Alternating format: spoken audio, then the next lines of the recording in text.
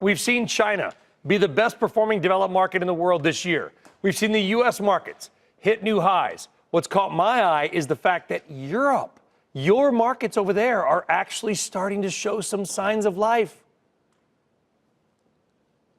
Yes, I think it's long awaited, but it does make sense given how correlated we have the European economy with the Chinese economy.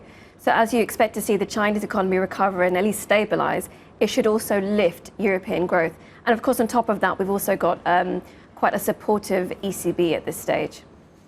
Yeah, and is that ECB position, and are the markets there in Europe, are they the United States a couple of years ago? In other words, if investors, our viewers, put some money into those indexes, can they expect to have some kind of a multi-year run as the ECB takes action?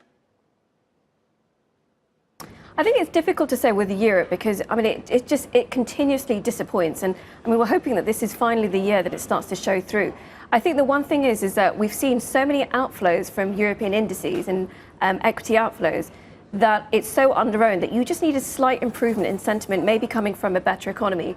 And then you could see a real drive in inflows, especially when you look at valuations as well, compared to other major indices. Europe is actually pretty undervalued. So we could see a pretty big move up. And then, of course, you need the ECB to remain supportive over the longer term. It can't just, see strong growth and then decide to tighten monetary policy, because then you would immediately see those outflows. When you say undervalued, do you mean that it should go up in value, or maybe it's undervalued because it's just sick?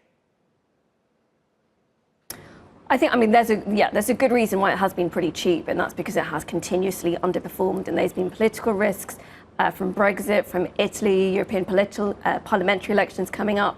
But it does mean that once you have got a pickup in growth and you do see sentiment improving, it will look relatively cheap compared to other regions, and that's when you could see the investor interest returning to Europe. Are you shocked by the strength of the American markets this year, Seema?